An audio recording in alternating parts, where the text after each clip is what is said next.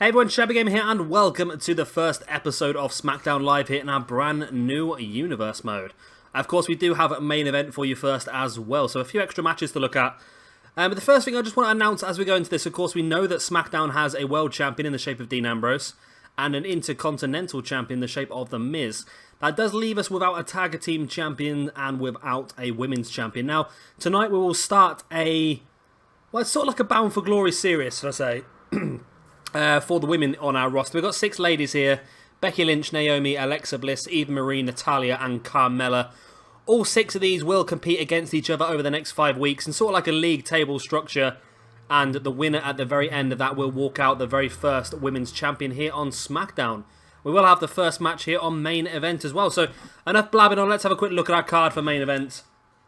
And we are going to start things off in that women's, should we call it like a going for gold tournament or something? I don't know what to call it. It's essentially a Bound for Glory series. Let's just call it. We're going to have a Bound for Glory series. We'll just steal the name. I'm sure TNA aren't going to chase me up and threaten to sue me. Well, then again, knowing TNA, they probably would.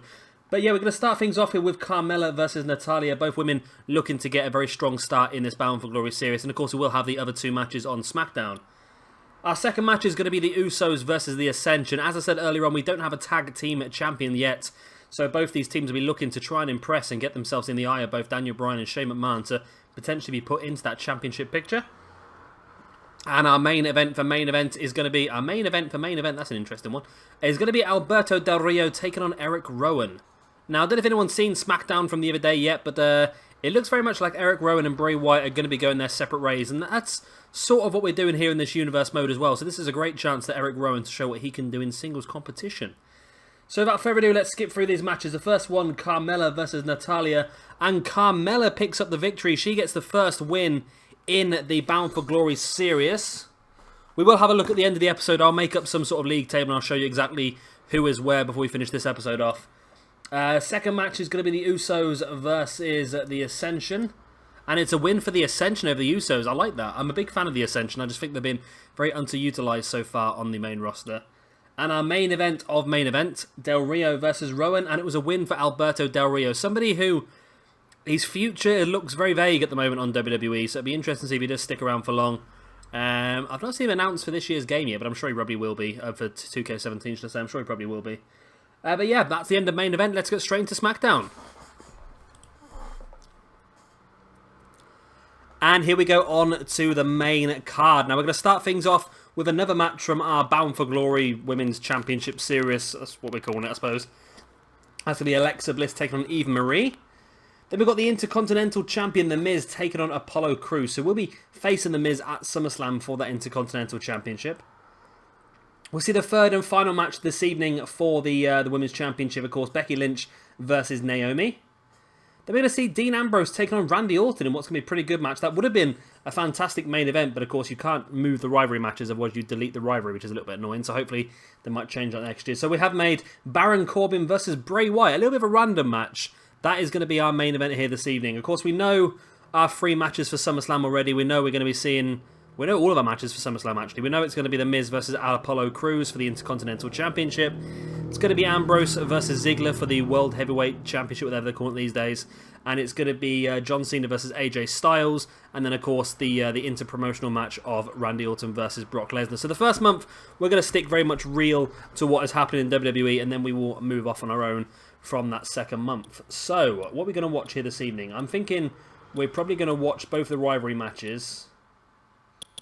You know what? I'm tempted to watch one of the women's matches. I'm tempted to skip the main events. The main event could be quite good, but I think we'll skip it for now. And it's a win for Baron Corbin over Bray Wyatt. Now, Baron Corbin has done some good stuff in this universe mode. And, well, not this one, but our previous universe mode in the Thunder. He actually got himself a couple of Thunder Championship matches due to winning big matches. That's an interesting one. And I think we're going to skip Becky Lynch versus Naomi, to tell the truth. I don't know why, but I'm just drawn to watch Alexa Bliss versus Eva Marie. 2 women that have not really been seen very much on my channel in previous videos. So it'll be interesting to see how they get on. So we're going to skip Becky Lynch versus Naomi, and it is a win for Becky Lynch. No surprises there. Just marking that down in my book now. So by the end of our first match, Alexa Bliss versus Eva Marie, we will know exactly the standings so far. Of course, we'll have 3 people on 1 win and 3 people on 0 wins, but who will that third person be? So we've got Alexa Bliss versus Eva Marie, The Miz versus Apollo Crews, and Dean Ambrose versus Randy Orton. So let's get going.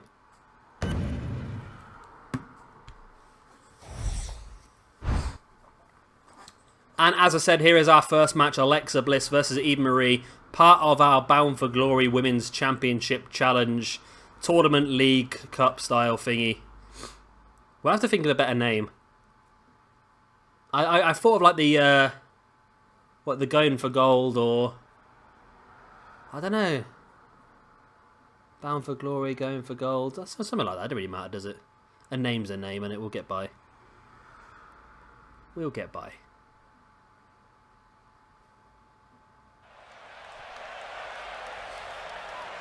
And here we go. Boston, Massachusetts is the headline for this one. And Smackdown Live. Now, I've not even checked this arena to make sure it's okay, actually. This is the first time I've even loaded it up. But it looks okay. It's very much just the same. I think both arenas are basically just the same, as it just changes what's on the screen and what's on the edge of the ring, I think.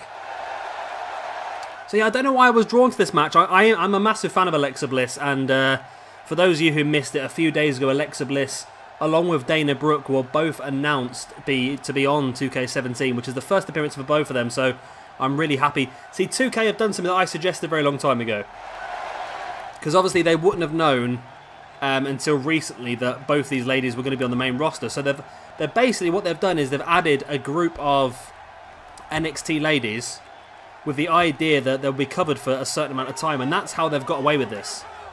Now, I've said they should do that for a long time. With the men as well, they should have a large amount of males on the roster from NXT, just in case any of them get moved up to the main roster before the next year. Now, I think that'd be clever, because then it means that the game is very unlikely to become out of date unless WWE brings someone in from outside. Because it's very unlikely that WWE will bring anyone else in from outside and put them straight on the main roster. They'll always go into NXT. And they'll spend a bit of time in NXT before they move up to the main roster. So it just gives them that little bit of extra cover, I suppose. And by putting Alexa Bliss and Dana Brooke, and I'm going to assume Carmella's going to be on there as well, and Bayley, it means that we're going to have probably our full roster. Well, not our full rosters, are we? Because people like Jinder Mahal and Kurt Hawkins making their return is not really helping us, is it? But still, I think that's a really good thing they've done. And I'm really happy to see Alexa Bliss on the game. And again, it's going to save us another created wrestler we're not going to have to download next year. We're really going to end up with so many spaces. I've always struggled over the last couple of years because we've needed so many spaces to download people. But based on the roster we already know, it looks like we're going to get quite a few extra NXT people. Based on the NXT version of the game, which I have purchased because I wanted to get Shinsuke Nakamura and Apollo Crews and Nia Jax on day one. So I purchased that version, and that does come with some artwork. And on the artwork, you can see both members of the Revival are on there. Bayley's on there, Asuka's on there, Alexa Bliss was on there, Dana Brooke was on there. So it gives you an idea of roughly who else we can expect. And I think there's still another 2 weeks worth of roster reveals, and I think it's pretty obvious we can expect everyone from 2K16 plus an extra. I think all the new people this year are going to be NXT people, which I think is a good way to go, because obviously if they're not doing a showcase, they've not got to bother with making Hardcore Holly, or they're not got to bother making a I can't think of anyone random now that would be involved. So they can actually spend the time on putting the NXT guys and girls on the game as well. It'd be nice to get a few more of the legends back. I don't know why Eddie Guerrero got... he didn't get taken off the game, did he? But he was on the game for a couple of years, then they just decided not to use him for the next year. It was a little bit strange. So it'd be nice to get someone like him back, and maybe even a Rob Van Dam or something like that. So it'd be interesting to see what they do in regard to downloadable content, because if they're going to give us a large chunk of NXT, they might give us... I can imagine that Gallows and Anderson might end up being downloadable content. I just think they'll end up doing that because they know it's a bit of a money spinner. And there might be a few extra NXT stars that will come as an extra bit of downloadable content. I would love to see the likes of Gargano and Ciampa, actually, because it looks like they are going to be officially signed up by NXT, and they've been there for a couple of years now, but because they weren't officially signed, I wonder if they weren't actually scanned. So it'd be nice to see if if we do get them. I just don't think we will, though, to tell the truth. But yeah, I'm looking forward to seeing the rest of the roster reveal now. I'm hoping we get American Alpha. It'd be nice to get the Revival as well. I think apart from those two, there's not that many others that probably would have been there in time for the scanning. Maybe, I'm just trying to think now who made their debut around about that WrestleMania weekend. Austin Aries made his debut in the WrestleMania weekend, didn't he? I think both Austin Aries and Shinsuke Nakamura both debuted on the same NXT TakeOver, so you'd imagine if Shinsuke Nakamura is going to be in the game, so would Austin Aries. But is Austin Aries going to be downloadable content as well? He's not part of the same downloadable content. I think it would have made more sense to put Apollo Crews on the game and trying to give us Austin Aries and Shinsuke Nakamura. There's the Twisted Bliss there by Alexa Bliss, and this could be a nice quick victory for her over Eva Marie. And it is a great win there for Alexa Bliss. And she picks up the third and final victory of week number 1 of this Bound for Glory Women's Championship Tournament League Cup style Glory Championship thing. I've got no idea what I'm calling it now. I'm just making stuff up as I go along. It's a good little move, actually. I must admit, I have changed some of the stats on this game, so I wouldn't imagine seeing Eva Marie doing too well, and I think that's only realistic. I bumped Eva Marie down a little bit. She can still pull off a victory if she wants to, but I bumped her down a little bit. And Alexa Bliss, I don't know how she got up to the top rope that quickly, but there's the Twisted Bliss that... I've seen that, and I can't even tell what's happening. That's the thing that confused me. It's almost like a 180 rotation, but not a flip or anything. And that was a win anyway for Alexa Bliss. She joins both Becky Lynch and Carmella up on 1 point. So that's going to be good for her. Now, next week, I can tell you that it's going to be Becky Lynch versus Alexa Bliss.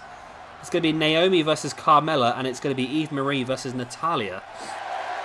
So that's going to be interesting.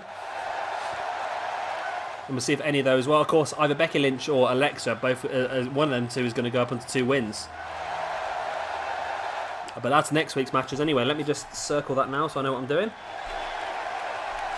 And of course, right now I will put up a quick table there showing you exactly who has got what. Of course, it doesn't really make much difference now because we know it's just 3 of the girls on 1 point and 3 of the girls on 0 points. But I'll show you that anyway, and hopefully that would have gone off by now. I'm trying to edit this in afterwards, so hopefully I've done that right.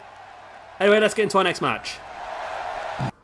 And here is match number 2 of the evening. It is going to be The Miz taking on Apollo Crews.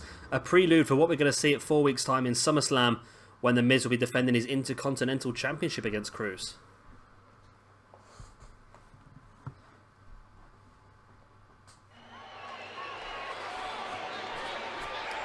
And here we go. The lights go off as Mike The Miz Mizanin looks to make his entrance. So I've just noticed, sorry, while that loading screen was going, I've got Twitter open in the background. And it's amazing to me to think, because I'm actually recording this on Wednesday I'm recording this. I'm recording this a couple of days early. I just noticed that, obviously, sorry, I'm just trying to stall because I've forgotten his name. What was his name? He's Kurt Hawkins, that's it, Kurt Hawkins. Kurt Hawkins was announced yesterday on Smackdown to be making his return to WWE and to Smackdown Live. And within 24 hours of that announcement, Mattel have already started selling a wrestling figure for him, which I think is quite funny. So either they've really got into the production early, or they've still got tons left over from the last time he was at WWE and they couldn't sell him. So one of those two, it could be either, I suppose, really, couldn't it? Ooh, breaking news. Well, it's breaking news for me, but of course for you guys it won't, because you're watching this 2 days later. But Alberto Del Rio has been suspended for 30 days for failing the wellness policy. That's interesting. Does that mean we're going to have to put him... we're going to have to... Oh, well, I suppose we dumped him down on main event this week, didn't we? But that's interesting, because I've heard rumours that both Vince McMahon and Triple H are not looking to force him out, but they're not overly pleased with him, and they don't really see much future for him. So that suspension might really not help him out. This makes you think that if SmackDown was to lose someone like Del Rio, that would just pave the way for someone like a Samoa Joe to walk straight onto the main roster. And I can see that, you know. I think if Samoa Joe loses the championship to to Shinsuke Nakamura this weekend at NXT TakeOver Brooklyn. I could possibly imagine that Samoa Joe could debut on Smackdown next week. The Smackdown after SummerSlam, just for Samoa Joe to walk straight. And I think it would be a good idea. I think NXT has a real depth of talent now. Add in Bobby Roode to that as well. We've got some real top guys there. And I think at the moment there's too many big names in NXT and it's not giving some of the other guys a chance to shine.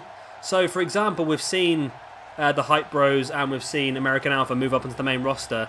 And that has cleared more space for Ciampa and Gargano, TM61 and Authors of Pain to create a brand new tag division. And it'll be the same with the main event as well. If Samoa Joe was to leave, then you've got Shinsuke Nakamura, you've got Austin Aries, you've got Bobby Roode, you've got Andrade Cien Almas, you've got No Way Jose. You've got a lot of people there that would be looking to try and get a chance to main event some NXT stuff. And obviously Ty Dillinger will be pushing for that as well. I think Ty will come up to the main roster pretty soon. You know? There are rumours of possibly doing a bit of trading or doing an extra little bit of a draft at some point.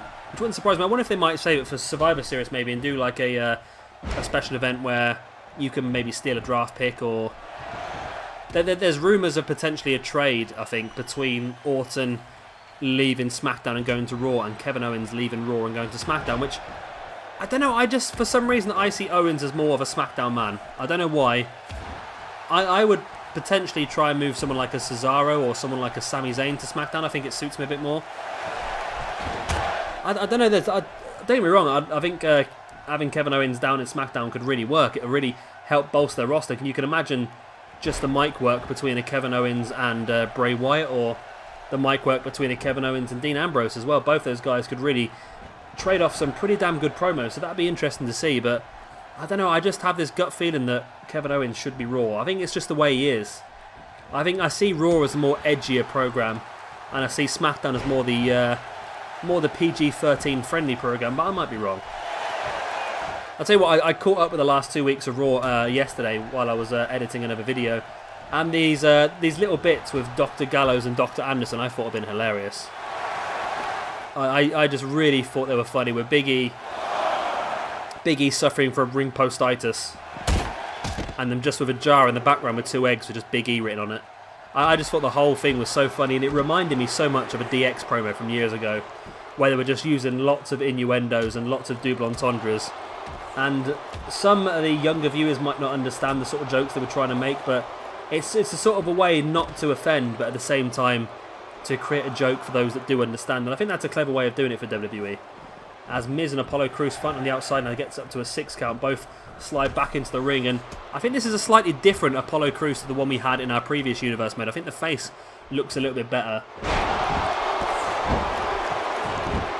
And I really like to see Apollo Crews win the Intercontinental Championship at SummerSlam. I think the belt just suits his style. Just historically, the way the belt has been used. The belt has been used for those who are incredibly athletic and incredibly fantastic wrestlers. And I think that's exactly what Apollo Crews is. Does he actually have the mic work to ever make up to the main event scene? That's something we'll have to keep an eye on. I think over time, of course, the guy's only young. He's actually quite young for a roster, a full main roster guy. So he's got a lot of time to develop and grow his skills, and I think that could be an interesting one. Skull crushing finale, and that could be the end here. Miz now rolling Apollo Crews over. There's the pin. 1, 2, and a 3. It is a win for the Miz. The Intercontinental Champion picks up the victory. And you know what? I don't know what it is, but I noticed this yesterday with NXT, or of course a couple of days ago for you, NXT. We seem to be getting a lot more normal finishes now, which I quite like. I like the fact that it doesn't take 3 or 4 finishes to finish somebody off. So that's pretty cool, actually. I quite like that, and I think it makes it look a little bit more realistic, because you're not going to be kicking out people's finishing maneuvers 3 or 4 times before they can win the match. And it's made the episodes a little bit quicker as well, which I don't think is a bad thing. I think some of the matches we had in the previous were just so over the top. I think what I might do is I might fiddle around with the settings and try and make finisher strength a little bit weaker, maybe for pay-per-views, to try and make the matches stretch a little bit longer. But I suppose if I were to run a pay-per-view on medium or slow momentum rather than fast momentum, then the matches will probably be higher quality. I don't want to make Raw and SmackDown the same quality as a pay-per-view, so we'll save that for the special ones. So, of course, we know with SmackDown they do have SummerSlam sharing with Raw this month, and then next month they're going to have their very own 7-match card pay-per-view, of course, Backlash. So, be interesting to see how they can fill up a full roster, a full card, should I say. And here we go, here is their rivalry update. The Miz won the match, so he is now on a double hot streak and a momentum boost. Apollo Crews is on a cold streak. He must have had a couple of losses. Of course, like I said in a previous episode, we have run this universe mode forward a couple of months to try and get to August before we started it. So that's why a few people already have some status effects already inbuilt. And I think that's a good thing because it gives us sort of like a run-in start rather than just a slow walk. So I think that's pretty good. And here is our final match, our main event for SmackDown Live. It's Dean Ambrose taking on Randy Orton.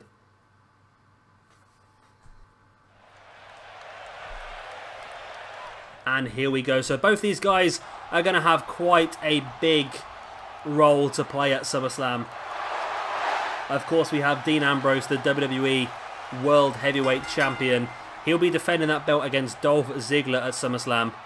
It's going to be an interesting match, that one, because on this game, that could really go either way, because they don't really rate Ambrose too high in this game. I think he's rated about an 89. I think I did put it up to about a 99. I think I put it up to a 90. I think that's about right. I don't think he should be too high, but I think I like him at about a 90.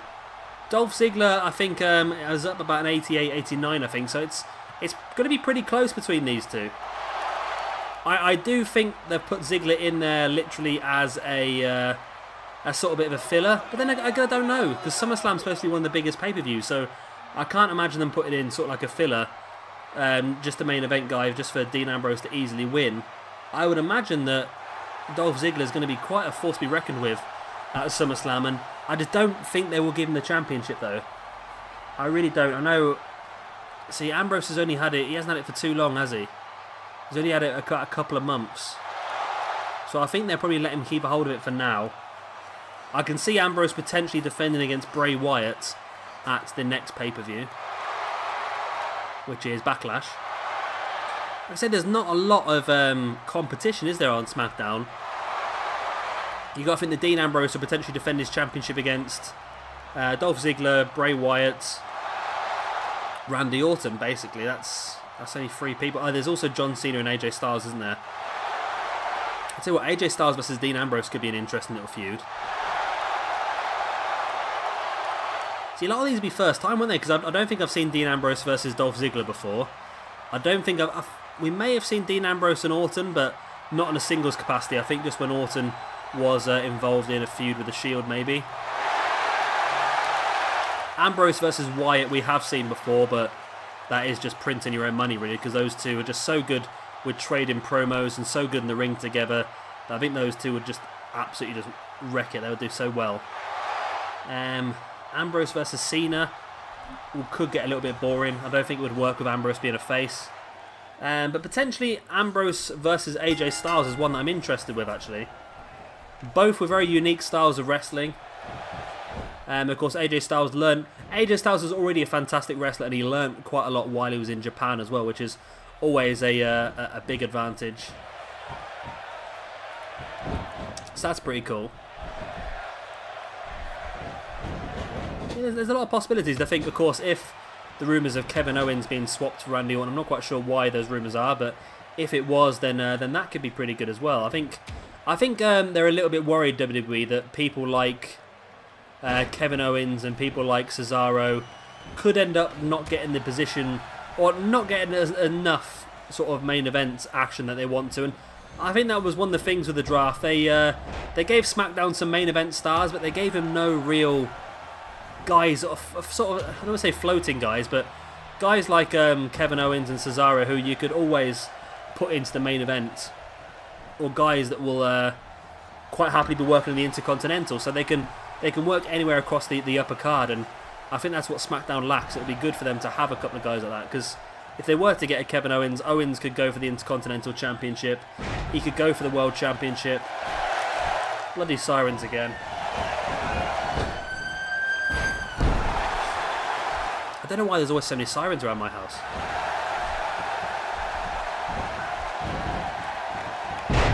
Great neck breaker there by Dean Ambrose.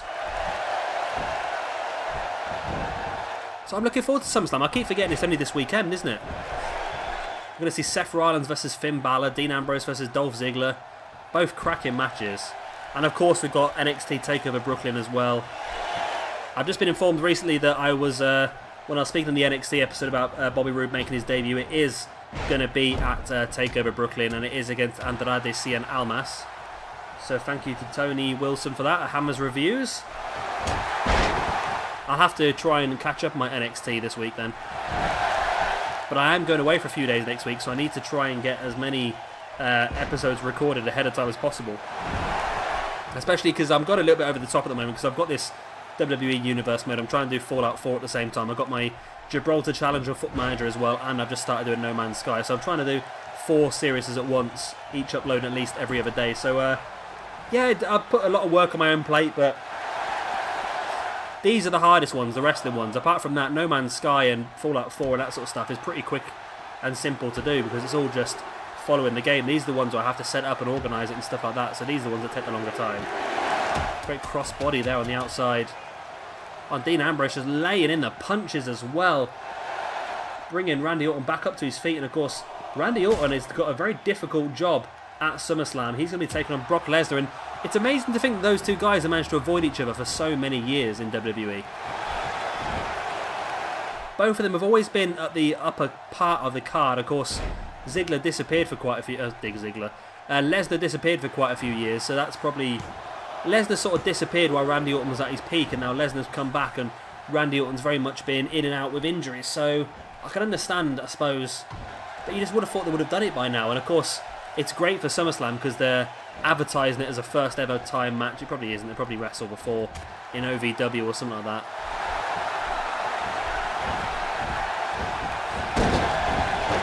Ambrose sending Orton into the corner with some power, and Orton has to flop out, as in to speak.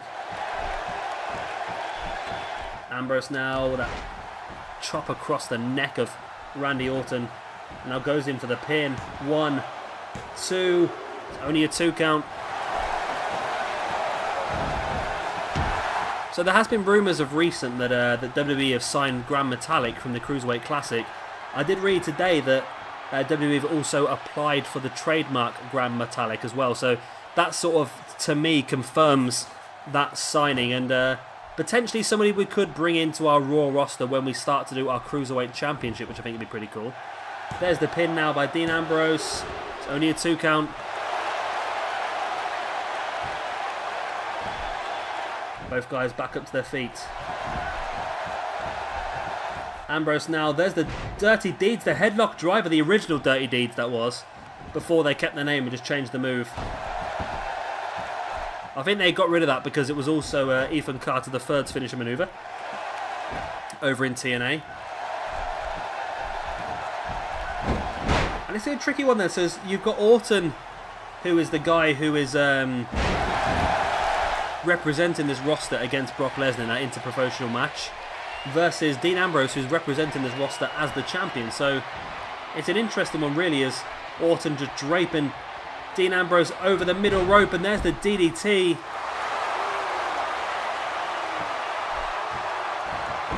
And Randy Orton drops into the pin. 1, 2, and no, it's only a 2 count. Orton thought he had done enough there, but Ambrose is back up to his feet now, groggily, but he's back there. Orton into the front chancery, sending Dean Ambrose into the ropes, and now sending him out to the outside. No, Ambrose keeps a hold and stays on the apron. And now Ambrose has got Orton. What's he going for here? Oh, a suplex to the outside by Dean Ambrose. Randy Orton played that on badly, I think. He put Dean Ambrose in a position where he thought he was in control, and Ambrose managed to turn it around. And Randy Orton, who's notoriously had problems with his back, landing like that on the floor is not going to be good for him. And that's a little bit of a worry as well, looking at SummerSlam. Randy Orton has had a history of injuries, and he's literally only just come back from an injury. Putting him in the ring with somebody like Brock Lesnar could really be a dangerous position for Randy Orton to be in. Because we know that Brock Lesnar, even wrestling being fake, we know that Brock Lesnar is very, very aggressive and very rough in the ring. Randy Orton, there's the RKO, and surely Randy Orton's going to pin the WWE World Heavyweight Champion here. No, he doesn't. Dean Ambrose kicks out. Ambrose kicks out of an RKO. And he's back up to his feet as well. Orton throwing Ambrose into the corner. Orton cannot believe it, but he's got to keep his head. We know what Orton's like in this case. He sometimes can lose his head. He can become very aggressive and almost a little bit sloppy. But he goes for a very big high impact move there with a super backdrop. Now again, bringing Ambrose back up to his feet, but Ambrose playing a bit of possum there, caught Orton with the uppercut, but Orton takes him back down with a snapmare and now locks in the reverse chin lock. Ambrose looking to try and break free. He can't quite get out though. And Randy Orton just squeezing the life out of him and finally lets go, and Dean Ambrose straight back up to his feet though and sending Orton straight into the corner. And Ambrose turning this one around, trying to anyway, but Orton playing possum in the corner himself, and as is Ambrose now. Both these guys reversing back and forth. Ambrose again sending Orton into the corner. He's got something he wants to do from there. Middle rope tornado DDT, taking Orton down. And Ambrose is struggling here for energy, but he needs to keep his attention on the grounded Randy Orton. He can't let him get back into this match. We know what Orton can be like. He's already hit him with one RKO. Another RKO would just be the end for Dean Ambrose, and there's a DDT to the leg, jarring the knee there of Randy Orton. Ambrose now with a snapmare, and Ambrose really slowing the pace of this match down, getting it back to a pace where he's happy with it. Ambrose with that reverse chin lock, squeezing the neck of Randy Orton.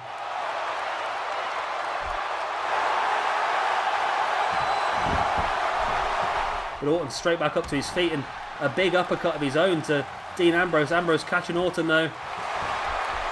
And there's a spiked DDT. Orton very cleverly there, you can see in the background he's got his foot on the bottom rope just in case Ambrose was trying to go for a pin, but now Ambrose drags Orton into the middle of the ring and locking in that submission once again. Looks like a variation of an STF.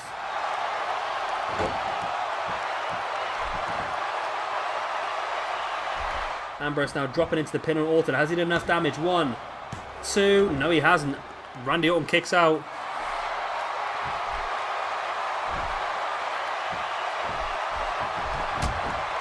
Big right hand there by Randy Orton, who again sends Ambrose out to the outside, draped across the middle rope. And he hits it again, that DDT from the middle rope. And Ambrose looks to be in some trouble now. He kicked out of that in an RKO already once. I don't know if he's going to be able to kick out for a second time. But he does. He just about kicks out for a second time.